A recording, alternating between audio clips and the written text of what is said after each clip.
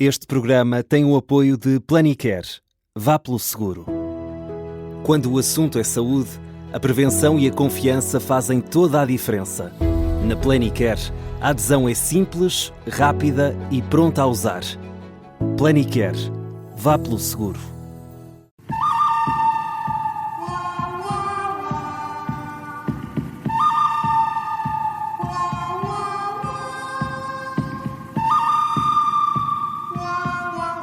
Este é o Bom, Mau e o Vilão da Rádio Observador com o Miguel Pinheiro. Olá, Miguel, bom dia. Bom dia, bom dia. Bom dia. Miguel, o teu bom é um rei. É um rei, mas eu digo sempre, com Y. E eu volto ao rei da matemática, depois de há 2 dias ter falado aqui da forma como este professor e influencer do TikTok corrigiu publicamente a prova de matemática do 9º ano, que o governo queria manter secreta. Na realidade, ele não corrigiu publicamente, ele mandava a correção a quem lhe pedisse. Assim é que é. E agora ele voltou a falar e deu uma lição de bom senso, de moderação e de empatia. Ele argumenta que há um problema de base com esta decisão do governo de manter o enunciado da prova em segredo para depois o poder repetir todos os anos e, dessa maneira, comparar a prestação dos alunos ao longo do tempo. E o rei da matemática argumenta que isto cria um problema de transparência. Atenção, um problema de transparência que seria evidente, mas o que ele diz é que cria um problema de transparência na avaliação. Porque mesmo podendo recorrer das notas, os alunos, e já agora os pais, não têm acesso ao enunciado, pois ele é secreto, e também não têm acesso, bem evidente, aos critérios de avaliação oficiais. E, portanto, nessas condições, não é possível confirmarem se há erros na avaliação. Isto torna muito mais difícil contestar as notas, é simplesmente pedem uma revisão e ficam à espera. E tudo isto mina a confiança num sistema que, pela sua própria natureza, devia ser totalmente transparente. As pessoas deviam saber: eu fiz este teste, os critérios de correção são estes e, portanto, estou aqui a ver como é que foi feita a avaliação. Ainda por cima, em áreas que contam para nota, não é? Já agora, se as pessoas se estão a esforçar. E o rei da matemática tem toda a razão. O Ministério da Educação acho que devia repensar a forma como está a fazer isto. Seguramente que há outras maneiras de ter avaliações coerentes sobre a evolução dos alunos ao longo dos anos. É de certeza que há outras formas de fazer essa análise sem que se ponha em causa esta transparência. Olha, o Ministério da Educação, para começar, devia contratar para um trabalho de consultoria o rei da matemática. Ele ajudar. Eu apoio. Apoias. Se calhar até fazia a borla. Se calhar até fazia a borla, exatamente. E, portanto, ele que, pelos vistos, pensa bem estas matérias, ajuda o Ministério e o Governo a pensar estas matérias. Subscrevo. Então pronto, vamos a isso. Miguel, quem é o teu mau? Olha, o mau é o PPM. Eu não sei se te lembras do PPM. Muita gente seguramente não se lembrará do PPM. Eu é que sou obrigado a lembrar-me do PPM, porque esta é a minha vida. Mas em 1979 e em 1980, o Partido Popular Monárquico fez parte da Aliança Democrática original de Francisco Sá Carneiro, quando o PPM era liderado por Gonçalo Ribeiro Teles, mas depois entrou num lento processo de decadência até aos dias de hoje. Em 2004 e em 2024, por razões misteriosas, o PSD foi recuperar o PPM para uma nova AD, mas nas eleições de 2025 ganhou juízo e Luís Montenegro deixou cair o partido. Furibundo, o PPM recorreu para o Tribunal Constitucional contra o uso da designação AD numa coligação sem o partido e recorreu também, imaginem, para o Tribunal Europeu dos Direitos Humanos. Claro. E agora sabe-se que este tribunal decidiu recusar o recurso por ele ser manifestamente infundado. Agora põe aqui o emoji de lágrimas.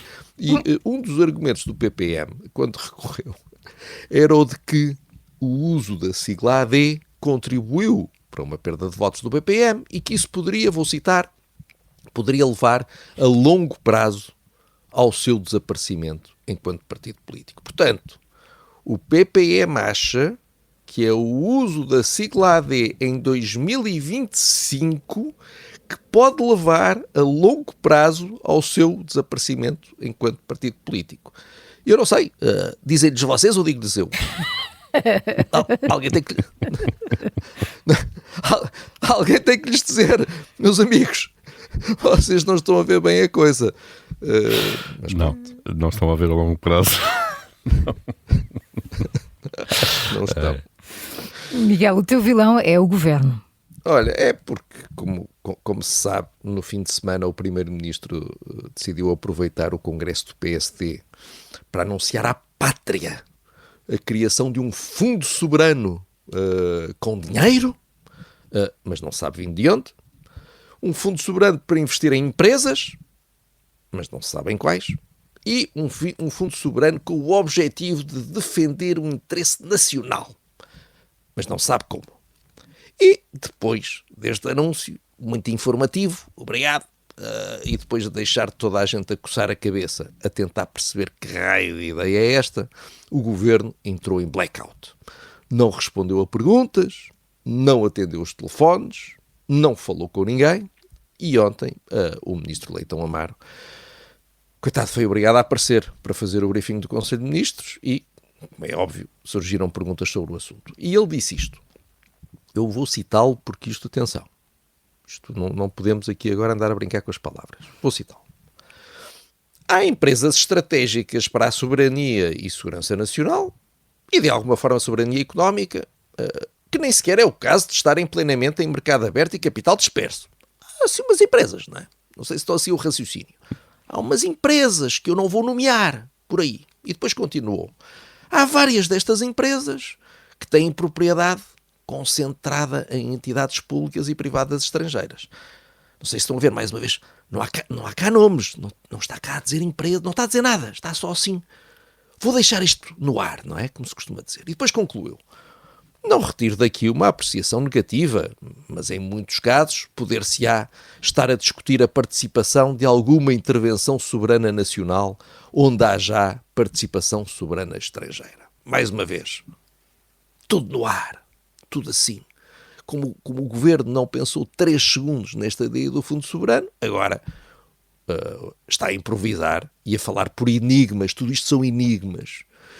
E no tempo da União Soviética havia pessoas que tinham uma profissão muito engraçada que se chamava, eram os kremlinologistas. Eram especialistas que procuravam pequenos sinais no jornal oficial do regime. Eles liam as cartas dos leitores no Pravda, liam as legendas e sempre que havia paradas militares olhavam para ver quem é que sentava onde. No ano passado este esteve aqui, agora está aqui. E o objetivo era tentar perceber quem é que estava a ver a sua influência a crescer ou a diminuir no Kremlin. Eram os kremlinologistas. E agora nós temos de fazer o mesmo cá, precisamos de arranjar uns montenegrologistas para percebermos o que é que vai na cabeça dos governantes. Eu tentei ser montenegrologista e tentei perceber ali nas palavras Leitão Amaro, por onde é que isto está a ir, mas sinceramente eu não sou um bom montenegrologista, peço desculpa. Não, aquela referência aos soberanos estrangeiros é de ficar um bocadinho com os olhos em bico, não é?